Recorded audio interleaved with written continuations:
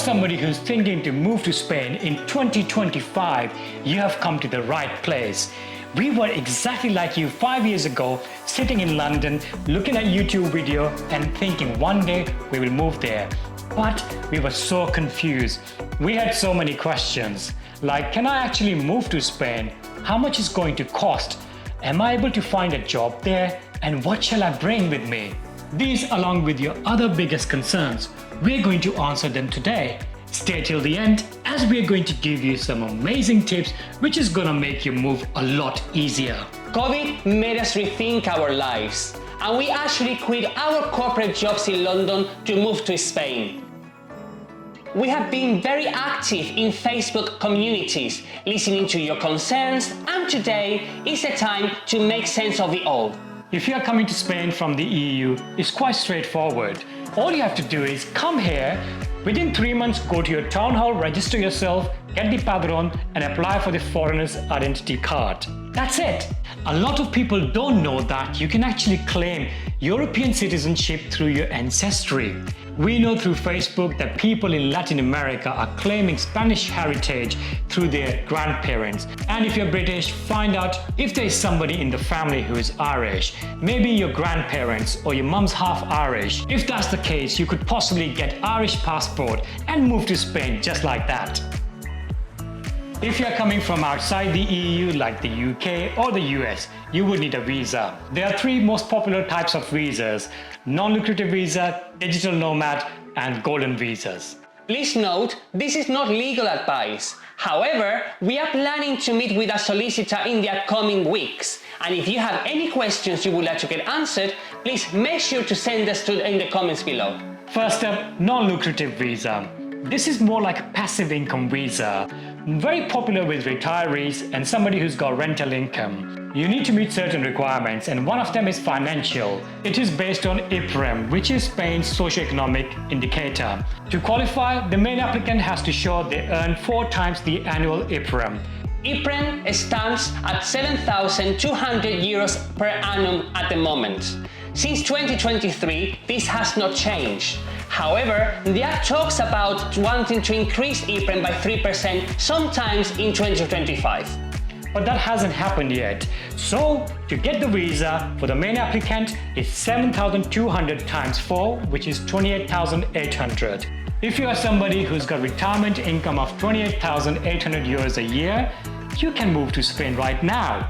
For each additional person, you need to show 100% of IPREM, which means 28,800 for yourself and 7,200 for your partner, making it 36,000 for a couple. Next up, we have very popular digital nomad visa. Since COVID, many companies have allowed people to work from home, which has enticed many people to work from abroad. Sunny destinations like Spain, Portugal, Thailand, Mexico have become very popular due to that. They have introduced digital nomad visas.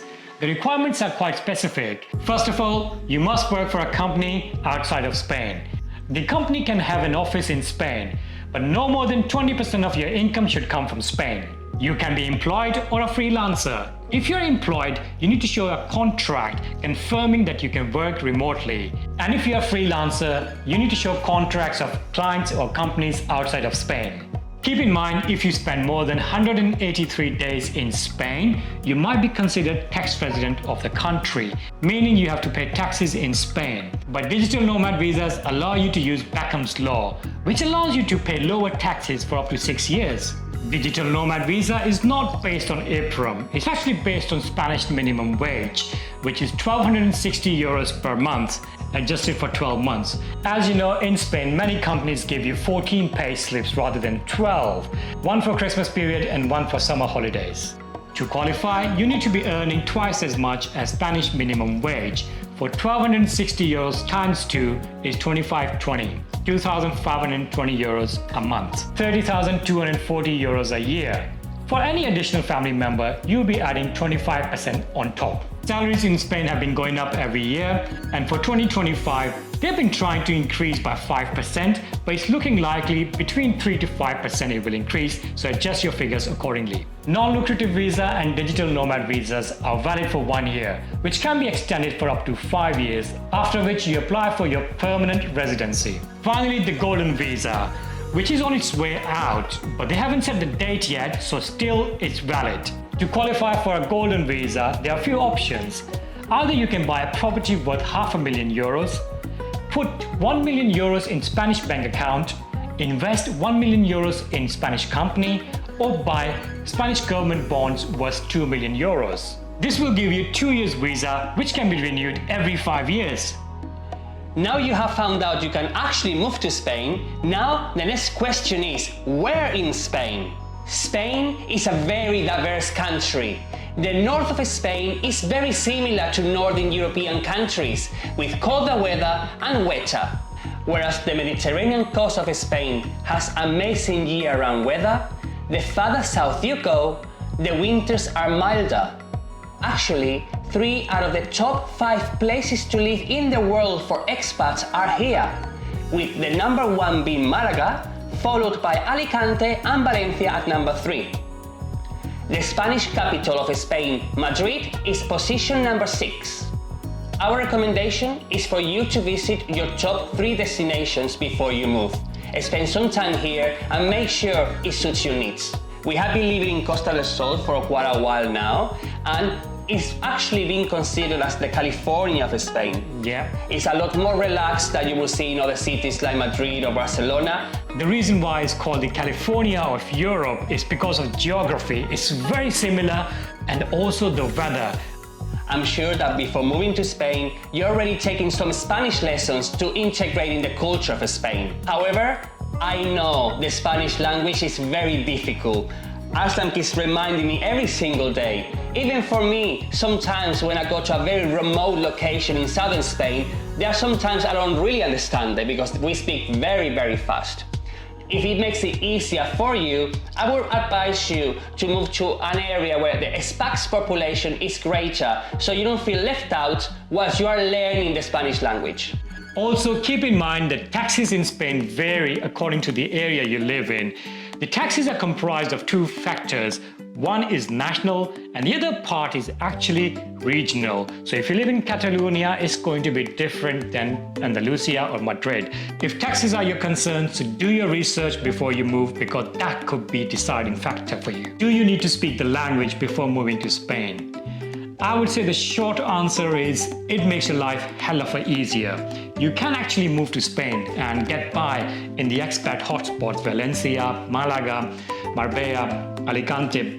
What I would say is that if you're coming to Spain on a visit, then you definitely don't need to speak the language. You're going to be in your resort hotels and going to all the touristy spots where they speak English. But if you want to integrate in the society, especially cut the bureaucracy, do the paperwork, you absolutely need to know the language. In my experience, if it wasn't for the coolie, I would have struggled tremendously. In Spain, they do have service of gestor, which is basically a middleman who would cut the bureaucracy for you. But that comes with an extra cost. It's not free of charge. Especially when it comes to applying for your TIE, your driver license, you have websites dedicated for that, and they are translated into other languages. But what I've noticed, speaking both languages, Spanish and English, is that the English version of the website is not really that well translated. When it comes to official paperwork and you don't speak the language just yet, either do it through a gestor at an extra cost, or if you have a friend or a family member who speaks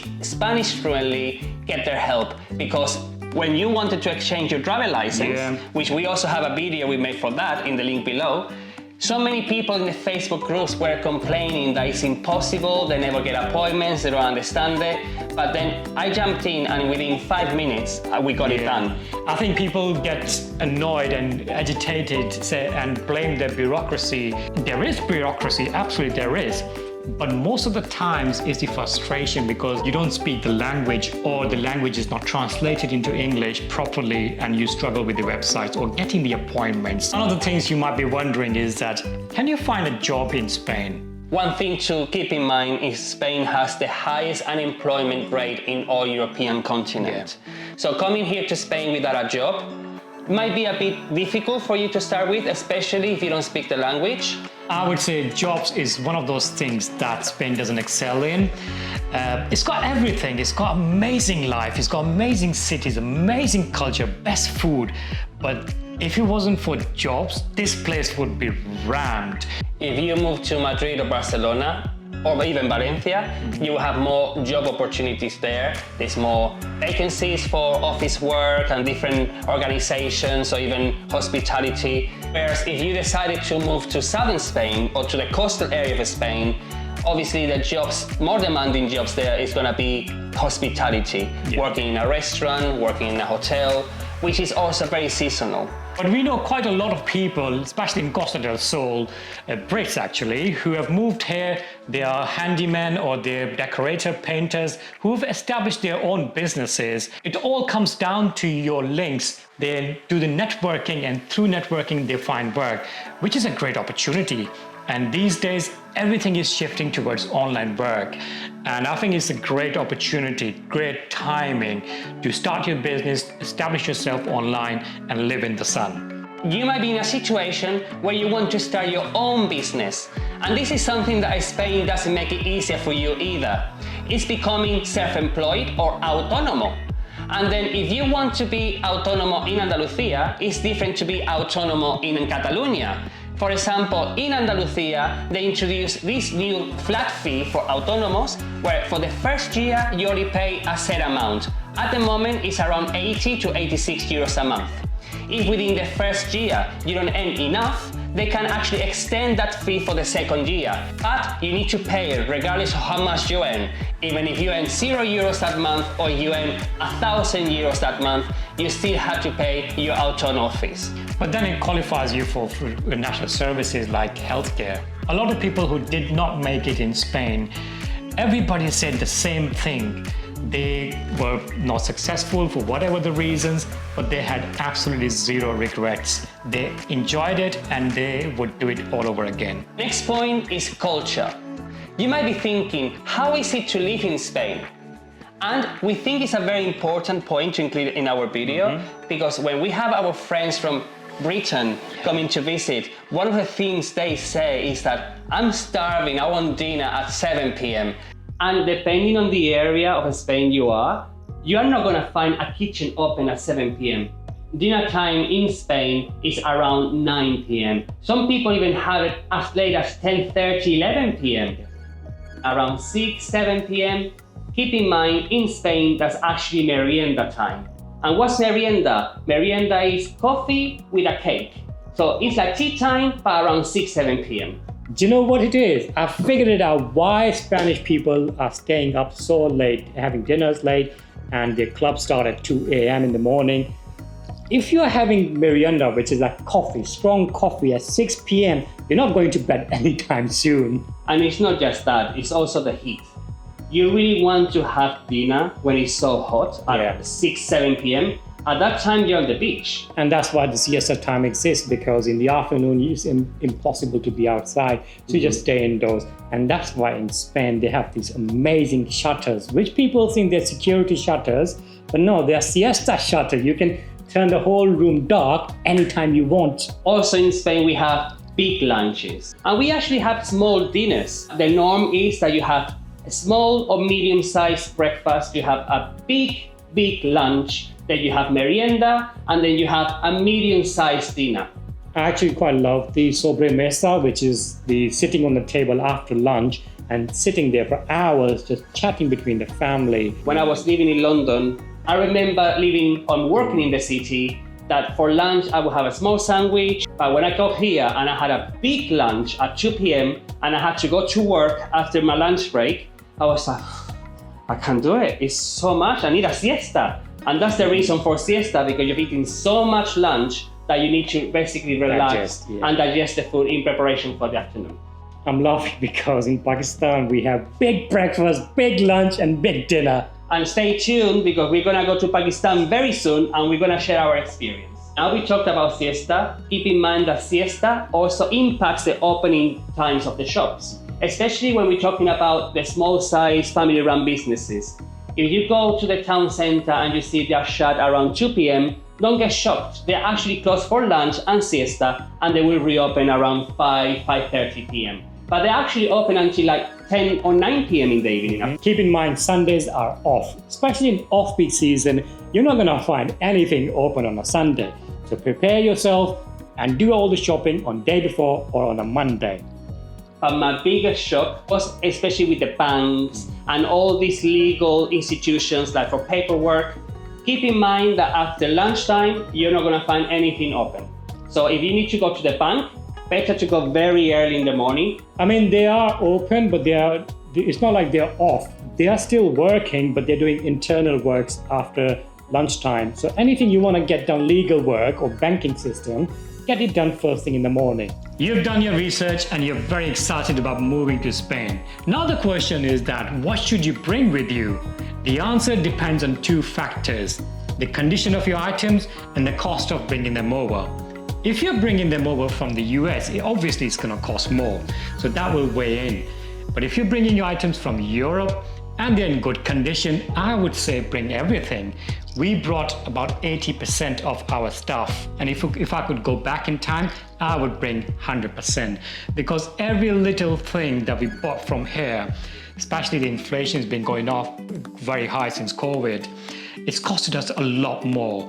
So keep in mind, if your furniture is not very new, then it might be worth replacing it anyway. And come here, buy everything slowly. We can give you some tips in the end where to find stuff. One thing that many people tend to forget, the majority of the electrical items we brought over from the UK has the 3 pins, but here in Spain it's only 2 pins. If you're coming from the US, I think it's still the norm. I haven't been in the US in a long time, but also it's the voltage converter. It's not just the pin, but it's also the voltage. And bring as many medicines as you can, legally can, because even to get a paracetamol in Spain, you have to go to a pharmacy. You cannot buy from supermarket, and they're a bit pricey compared to the UK. However, the quantity and the strength of it is a lot greater. Things with sentimental values, of course, you're going to bring with yourself. What about pets? We brought our 2 cats from London to Spain. It was a mission, but we brought them together. And we have here one of them. Unfortunately, his wife passed away 2 weeks ago. It was a very sad moment, but he's got over it now. I had my cats for over a decade, and there was no way I was gonna leave my cats behind. We wanted to bring them in the plane with us. Not many airlines allow you. Iberia is one, and they're affiliated airlines, sister airlines. But since Brexit, you have to go to Madrid airport with your pets first. It was a mission because we had a connection flight to Jerez after that. There are some companies that you can pay them, I think it was like €1,000. No, more than 1,000, it was thousands. Yeah, Iberia is one of them that allowed us to do it. At the time, was a few years ago, it was around €60. Nothing, just cost nothing compared to what we were quoted. Exactly, it was a €60 per pet, and we had 2 cats, so it was €120, like £100. Keep in mind that if you want to travel with your pets, allow a few months before to go to the vets. They need to do some assessments. Passport, vaccination, exactly, all of those things. Exactly, and if you're bringing your pets to Spain, the documents need to be translated into Spanish. Yeah. Are you happier in Spain? It's much sunnier. It's much sunnier. Most probably when you come to Spain, you will go to a rented accommodation. Before buying anything, we wanted to know if we like the area we chose to live in. So we went to a rented accommodation, and one thing we were surprised to see is that the majority of places you go to rent, they are all furnished. So we brought all our furniture from the UK. And we have to keep it in the storage. That's down to the fact that lots of tourists come here rather than long-term rentals, and that is actually a big issue. Finding a rental long-term can be extremely hard. Most of the rental properties, they have different rates for summer, which is the peak time. They earn whole year's income within 3 months, so that's why they keep those months to rent out to tourists, and that makes a problem for people who want to rent out for long term. Some landlords, they just want to rent from the month of October until the month of April or May, and then you need to leave, and then you need to come back again in October. We have been renting for a while now, and this was our plan when we moved to Spain. We wanted to see the area, see how we feel in the area, and then invest if we like it. And we are getting there now. We're getting closer and closer to the point we are going to invest and buy a property here. And we actually recently launched a new series, which is Finding Our Perfect Property in Costa del Sol. And one thing we've noticed is that the prices of houses are keep going up and up. It's going the same as with the rent. It's just becoming unaffordable. We want to buy in Estepona, which is kind of our favorite place along with Benahavis where we live in. But Estepona has doubled in price in the last 4 years in front of our eyes. And if you want to buy a decent apartment, 3-bedroom apartment, nothing is under 400,000, nothing decent. That brings a question on how to transfer large amount of money to Spain from abroad. In our experience, we've been using Revolut, which is a banking app, and it's brilliant. There are no charges, the exchange rate is open bank, and it's instant. We love using Revolut. Another great service that everybody's talking about on Facebook is Wise. It is a money transfer service and is as popular as Revolut. We haven't used Wise personally, but to this date, we haven't really had an issue with Revolut, and we're very happy with it. We don't need to. Having Revolut actually saved our lives because we were able to use to pay in euros without conversion rate. Also, for the first few months we rented the property, we were paying from our Revolut account to a Spanish account. If you're moving to Spain with children, we really need to discuss about education and schools. Two things might be coming to mind: cost and language. In Spain, you will have private and public schools. Public schools are free of charge, and it's becoming more the norm that more and more public schools are bilingual. Private schools cost about 600 to 1,000 euros a month and are mainly international schools. Just within our area, within 10 minutes drive, we have American, Swedish and British schools. Spain has one of the best healthcare systems in the world. When you apply for the visa to come to Spain, you have to get a private healthcare cover.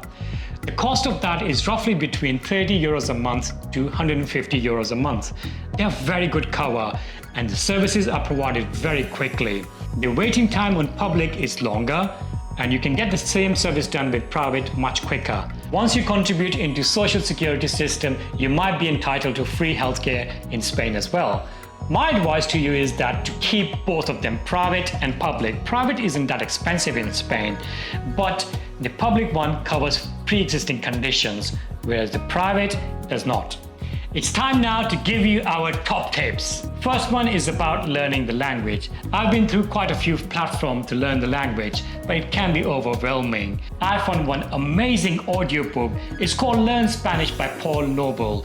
It is without a doubt best source of learning the language. It takes you very slowly and makes sense of it all. Otherwise, when you're learning the language with different platforms, it's just telling you this is this, that's that. But here he tells you why is this like this. One tip to save you money in the long run.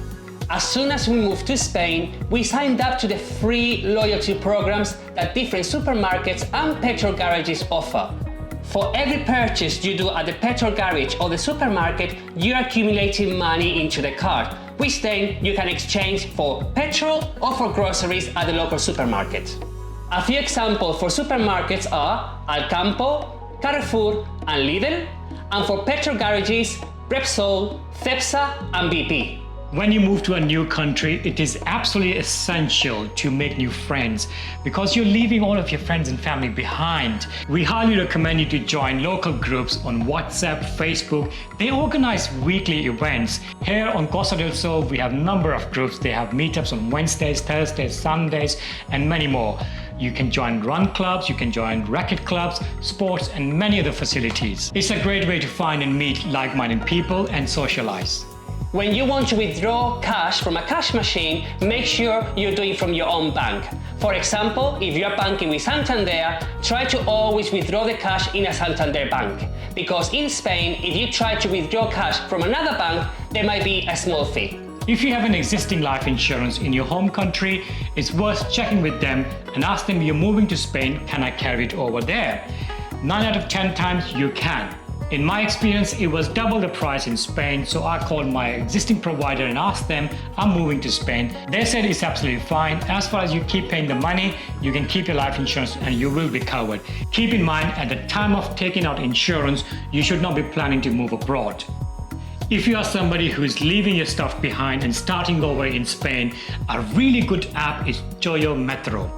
It's an app basically all the people living here in Spain, if they find a deal, they will post it there. So you don't have to keep looking for sales, discount prices. It has everything from cutlery, clothes, furniture, cars, electronics. You will find absolutely everything there.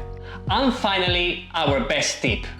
When you move to Spain, you will realize things are a lot quieter and calmer here. For example, when you go to a restaurant and you're asking for the bill, they will take their time to bring it to you. People in Spain love sobremesa. They spend hours and hours over coffee discussing day-to-day life. And when you go to the supermarket, you speak to the cashier, and even you haven't met them before, you will have a long chat, creating a long queue behind. But this is Spain. You love talking to everybody. It will take time for you to get used to it, but once you do, you will live a true Mediterranean life. We hope we have answered a lot of your questions and got you excited about moving to Spain. If you want to know whether it was worth moving to Spain for us, we have made a video about that. Click on this link. And if you're from the US and want to know why Americans are moving to Costa del Sol, we made a video about it as well, which you can find here. Thank you very much for watching. We will see you next week from another amazing location in Spain. Hasta luego!